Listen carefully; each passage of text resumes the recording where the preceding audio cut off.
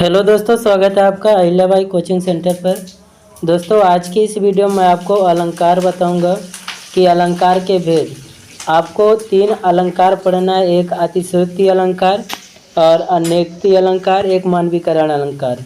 दोस्तों, यह पेपर में आना ही है, इससे बाहर का एक भी अलंकार नहीं आएगा। केवल आप 3 अलंकार पढ़ लीजिए, एक पेपर में प्रश्न देखने को मिलेगा। और यदि आप हमारे चैनल में पहली बार आए हैं तो चैनल को सब्सक्राइब करके वीडियो को शेयर भी कर दें।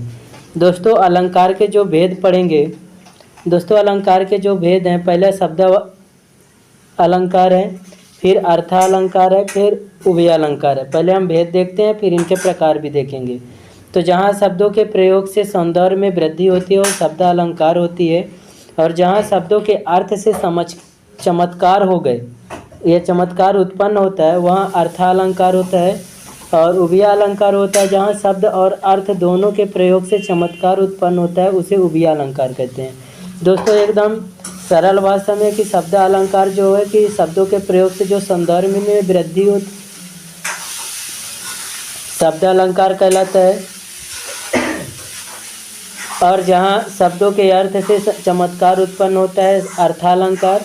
और जहाँ शब्द और अर्थ दोनों से चमत्कार उत्पन्न होता है, उसे हम उभय अलंकार कहते हैं। दोस्तों, अब चलते हैं अतिशयोक्ति अलंकार में। दोस्तों, अतिशयोक्ति अलंकार जो है, इसके लक्षण देखेंगे पहले कि लक्षण है क्या। जहाँ कोई बात आवश्यकता से अधिक बढ़ा चढ़ाकर कही जाती है, वो अतिशयोक्ति अलंकार होता है।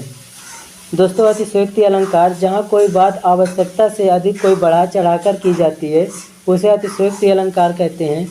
जैसे उदाहरण में हम देख लें कि हनुमान की पूंछ में लगन न पाई आग, सारी लंका जल गई गए निशाचर भाग। यहाँ बात को बढ़ा चढ़ाकर वर्णन हुआ है, अतः अतिशयोक्ति अलंकार है। तो दोस्तों, अतिशयोक्ति अलंकार का परिभाषा या लक्षण और उसके उदाहरण आपको समझ में आ गया होगा कि हनुमान के पूंछ में लगन न पाई आग, सारी लंका सारी जल गई गए निशाचर भाग। फिर इसके बाद चलते हैं दोस्तों अतिशयोक्ति अलंकार, अन्योक्ति अलंकार में। दूसरा जो है अन्योक्ति अलंकार। दोस्तों, अन्योक्ति अलंकार का जो परिभाषा यानी लक्षण है, जहाँ प्रस्तुत कथन के द्वारा अप्रस्तुत अर्थ का बोध कराया जाए। मान लो जहाँ प्रस्तुत कथन है वहाँ अप्रस्तुत अर्थ का बोध कराया जाए, वहाँ अन्योक्ति अलंकार होता है। जैसे माली आवत देखकर कलियन करी पुकार, फूले फूले चुन लिए काली हमारी बार। दोस्तों, प्रस्तुत कथन को अप्रस्तुत करके बोध करा दिया गया तो वो अन्योक्ति अलंकार होता है। इसके लिए उदाहरण है माली आवत देखकर कलियन करी पुकार, फूले फूले चुन लिए काली हमारी बार।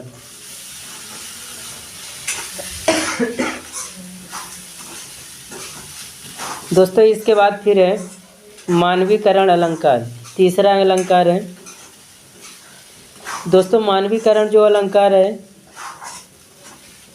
कि जब जड़ पदार्थों और प्रकृति के अंग जैसे नदी, पर्वत, पेड़, लताएं, झरने, हवा, पत्थर, पक्षी, है ना, आदि पर मानवीय क्रियाओं का आरोप लगाया जाता है। जब जड़ पदार्थों और प्रकृति के अंग जैसे नदी, पर्वत, पेड़, लताएं, झरने, हवा, पत्थर, पक्षी आदि पर मानवीय क्रियाओं का आरोप लगाया जाता है, अर्थात मनुष्य जैसा कार्य व्यवहार करता हुआ दिखाया जाता है, तब वहाँ मानवीकरण अलंकार होता है। जैसे हर्षाया ताल लाया पानी परात भर के।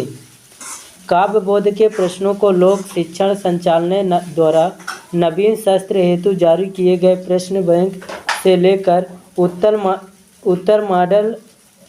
मॉड्यूल की विषय सामग्री से हल करवाएं, जिसके लिए व्याख्यान विधि, चर्चा विधि और प्रश्नोत्तर विधि का प्रयोग होता है। तो धन्यवाद दोस्तों, ये तीनों अलंकार आपको समझ में आ गया होगा।